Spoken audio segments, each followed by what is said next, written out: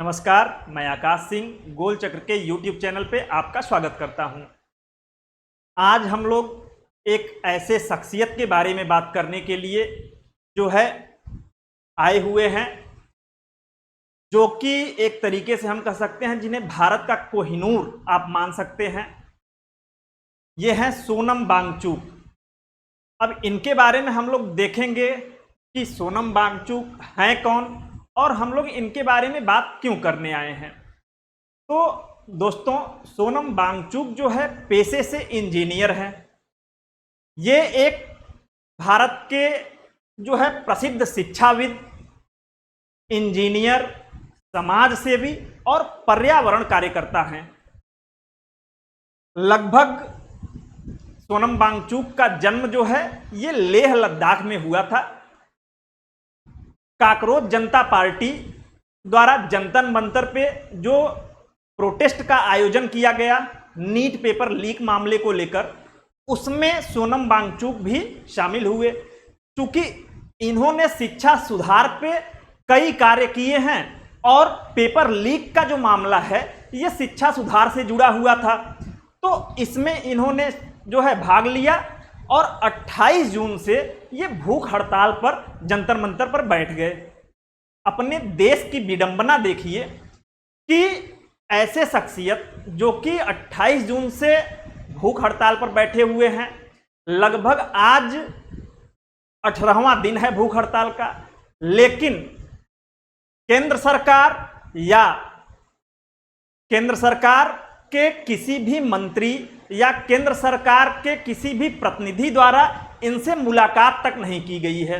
इनकी मांग है कि सरकार शिक्षा मंत्री धर्मेंद्र प्रधान का इस्तीफा जो है स्वीकार करे, उन्हें इस्तीफा दिलवाए, क्योंकि वे जो हैं एक तरीके से कह सकते हैं कि शिक्षा मंत्री बनने के योग्य ही नहीं हैं। केवल नीट पेपर लीक का मामला नहीं है दोस्तों, एसएससी का जो है पेपर लीक हो रहा है, इसके अलावा सीटेट का पेपर लीक हो जा रहा है। तो ये देश के भविष्य से जुड़ा मामला लेकर भूख हड़ताल पे बैठे हुए हैं। इनका मानना है ये चूंकि गांधीवादी विचारधारा से प्रेरित हैं। गांधी जी द्वारा भी जो है 1932 में जब अंग्रेजों द्वारा कम्युनल अवार्ड जारी किया गया था, जिसमें दलित वर्ग को पृथक निर्वाचक मंडल दे दिया गया था, तो गांधी जी ने पुणे के यरवदा जेल में जो है आमरण अनशन किया था। सोनम वांगचुक के बारे में हम लोग और देख लेते हैं कि आखिर सोनम वांगचुक की उपलब्धियां क्या हैं। आप अगर उपलब्धियों को जानेंगे तभी आप समझ पाएंगे कि इनका व्यक्तित्व कितना ऊंचा है। तो सोनम वांगचुक जी जो कि आज 18 दिनों से धरने पर बैठे हुए हैं, भूख हड़ताल पर बैठे हुए हैं, लगातार इनके स्वास्थ्य की दशा बिगड़ती जा रही है। अभी आज की रिपोर्ट है कि 8.5 किलो तक इनका वजन कम हो चुका है और इनका बीपी भी लो होता जा रहा है। ठीक है, अब इनके बारे में हम लोग देखते हैं इनकी उपलब्धियां क्या है।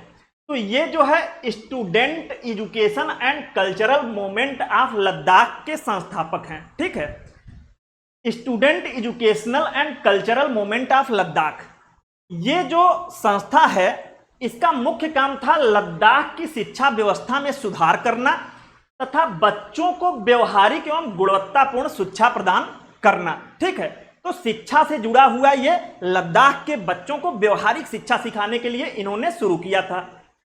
दूसरा इनका मुख्य काम था ऑपरेशन न्यू होप, जो कि 1994 में इन्होंने चलाया था। ऑपरेशन न्यू होप एक तरीके से सरकारी विद्यालयों में शिक्षा व्यवस्था को सुधारने के लिए इन्होंने प्रारंभ किया था। ठीक है, सरकारी विद्यालयों की गुणवत्ता में सुधार के लिए चलाया गया अभियान था इनके द्वारा। तीसरा, आइस स्तूप का आविष्कार बहुत इंपॉर्टेंट है। ये इनके जीवन की एक महत्वपूर्ण आप उपलब्धि मान सकते हैं। लद्दाख हम लोग जानते हैं कि वृष्टि छाया प्रदेश में पड़ता है और लद्दाख में पानी की कमी को दूर करने के लिए इन्होंने कृत्रिम हिम स्तूप का निर्माण किया जो है, तो आइस स्तूप या कृत्रिम ग्लेशियर हम लोग कह सकते हैं, उसका निर्माण किया ताकि वहां पर जो है जल की आपूर्ति आसान हो सके और सिंचाई के लिए, पेयजल के लिए आसानी से जल उपलब्ध हो। तो एक तरीके से पर्यावरण संरक्षण और संसाधनों के संरक्षण पर भी इन्होंने काम किया है। नेक्स्ट उपलब्धि इनका है सौर ऊर्जा आधारित भवनों का विकास। लद्दाख में जो है इन्होंने ऐसे घरों का विकास किया है जो सौर ऊर्जा से संचालित होते हैं, जो कि रात के ठंड के समय सौर ऊर्जा से जो है घर को गर्मी प्रदान करते हैं। ठीक है, तो ये भी एक तरीके से जो है जीवाश्म ईंधन का बचत करता है और हमारे पर्यावरण का संरक्षण करता है।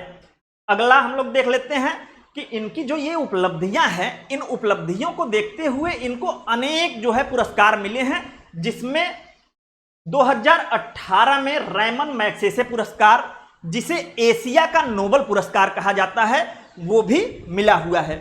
ठीक है, तो हम लोग अब यहां पर देखते हैं कि सोनम वांगचुक की बस इतनी सी मांग है।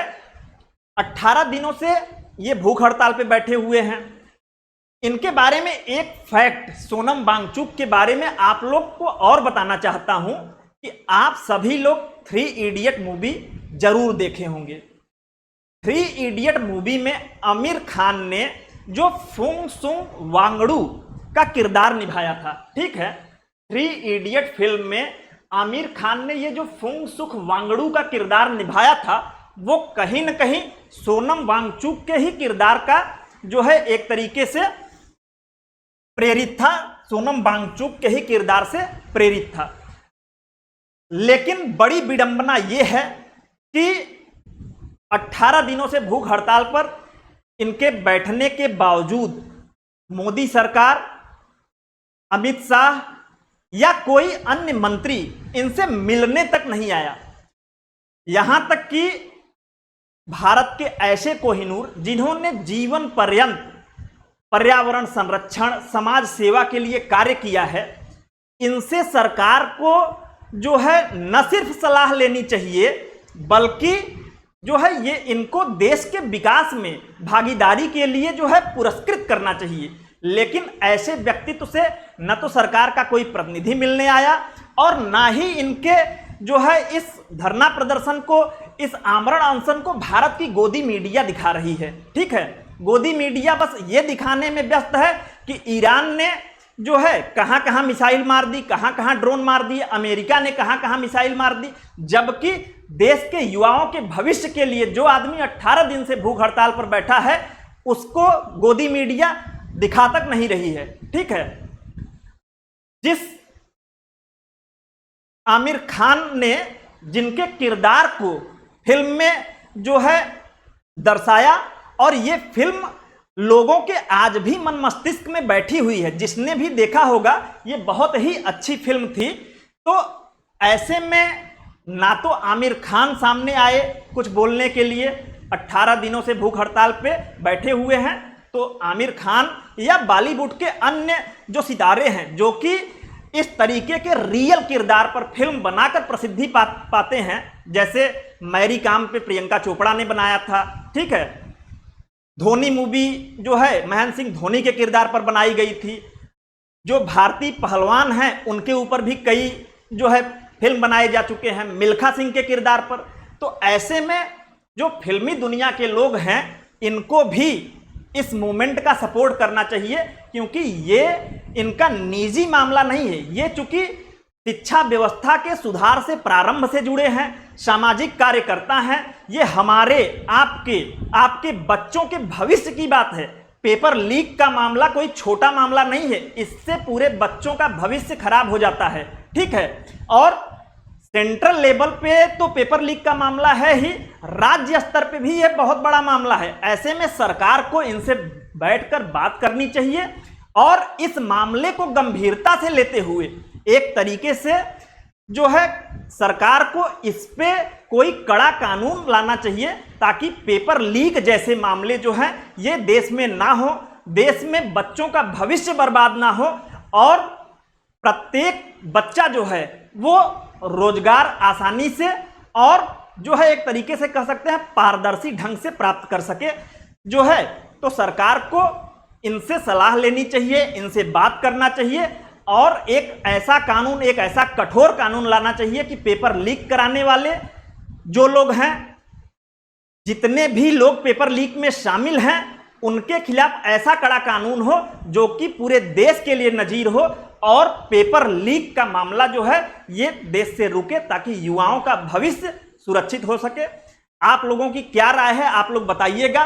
क्या सोनम वांगचुक को जो है सपोर्ट करना चाहिए या नहीं? क्योंकि अभी तक जितने भी विपक्षी पार्टी हैं, चाहे वो अखिलेश यादव हो, चाहे वो अरविंद केजरीवाल हो, चाहे वो उद्धव ठाकरे हो, चाहे ममता बनर्जी हो, दूर से तो बयानबाजी सभी लोग कर रहे हैं, लेकिन 18 दिन से भूख हड़ताल पे बैठे सोनम वांगचुक से मिलने अभी तक कोई नहीं पहुंचा। तो आप समझ सकते हैं जितनी भी राजनीतिक पार्टियां हैं वो युवाओं के भविष्य को लेकर कितना चिंतित हैं। ठीक है, तो ऐसे सामाजिक कार्यकर्ता को मैं चाहूंगा कि सभी लोग सपोर्ट करिए, क्योंकि ये हमारे और आपके भविष्य के लिए, हमारे आपके बच्चों के भविष्य के लिए जो है धरने पर बैठे हैं।